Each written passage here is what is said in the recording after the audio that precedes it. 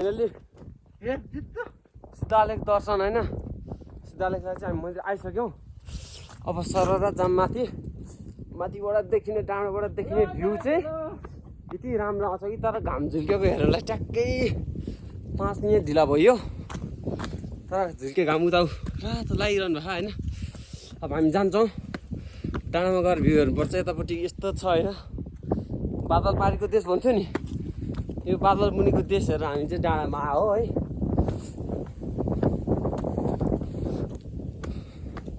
धादिङको सिद्धालेख मन्दिरको भ्यू आज पुरै रूपमा खुलस्त रूपमा खुलाएर फाइनली म देखाउँछु है त।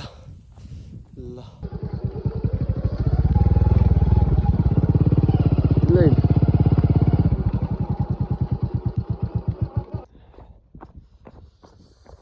आउँदा आउँदा ढिलो भयो भन्ने समाचार आयो। अब यहाँबाट सेक्क घाम झुल्किरह मुनि मुनि बादल उडिरह कुहिरो उडिरह माथि सिद्धालेखको मन्दिरको डाँडा चाहिँ वहाँ टुप्पामा छ होइन। त्यो चाहिँ मन्दिर हो मेन मन्दिर चाहिँ यो।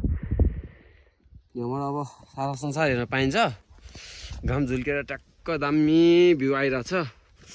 यो चाहिँ धादिङको सिद्धालेख गाउँपालिकाको सिद्ध बाबाको मन्दिर हो होइन।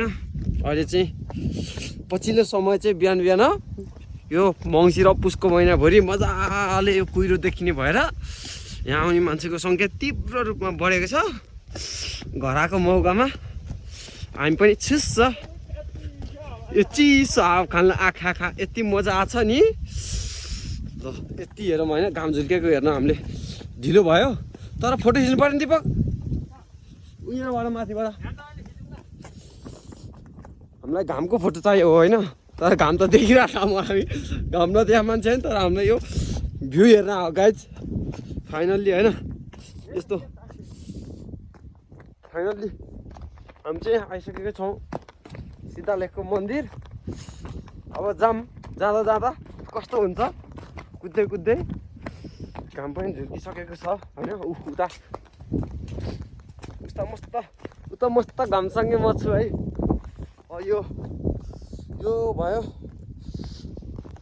अब यहाँबाट चाहिँ सारा संसार देख्न पाइन्छ।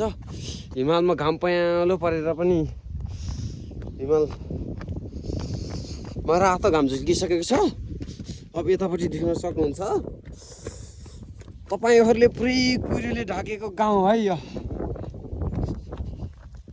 फाइनली मन्दिरको लास्ट एन्ड फर्स्ट गेट। हामी सिधै पहिला मन्दिरमा जान्छौँ। मन्दिर पनि पुरै खुलस्त रूपमा धेरै खर्च गरेर बनिसकेको रहेछ।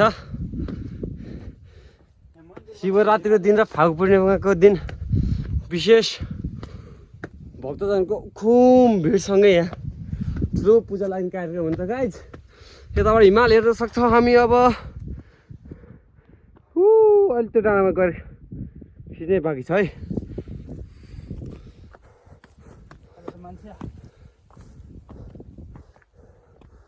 मन्दिर सबैको साझा सम्पत्ति हो। जय सिद्ध बाबा। हामी यताबाट दाहिने घुम्दै मेन हामी हेर्न आएको कुरो अब हेर्छौँ guys. Finally love you सिद्धालेख।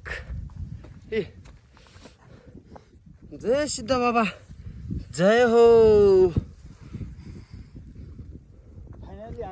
Finally guys हामी हेर्न आएको चाहिँ यही नै हो होइन। यति राम्रो छ यताबाट घाम झुल्केको ट्याक्क लगाएर हामी हेर्न सक्छौँ बादलमाथि। अब भक्तहरूको उल्लेखनीय भिड हुँदैछ घुम्न आउने पर्यटकहरूको होइन। अब हामी ट्याक्कै आइपुग्यौँ। यहाँबाट जाँदै हिमाल हेरेर मजा आउँछ पारिपछि। यहाँबाट जाने बाटो पहिला जोखिम थियो अहिले धेरै राम्रो भएर रहेछ। सम्पूर्ण कुराहरू यो चाहिँ हामी राम्रो ठाउँमा हेर्न जाने बाटो फोटो खिच्न जाने बाटो भिड छ पुरा। एक गोल्डेन खाएपछि 2 गोल्डेन खानै पर्दैन सिधै तल खोलामा। त्यही भएर बार लाएर राम्रो बनाउनु भएको रहेछ। अहिलेको लागि चाहिँ गाइस फाइनली गाइस यही हो ल मेन गरी यही हो होइन गाइस ए भण्डारी न रहेछ ल यो फाइनल गाइस यो धादिङको भाइरल ठाउँ अरे अहिलेको शीतलेक होइन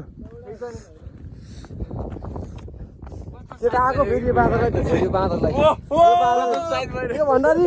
यो भण्डारी नि आइपुगेको छ यस्तै छ है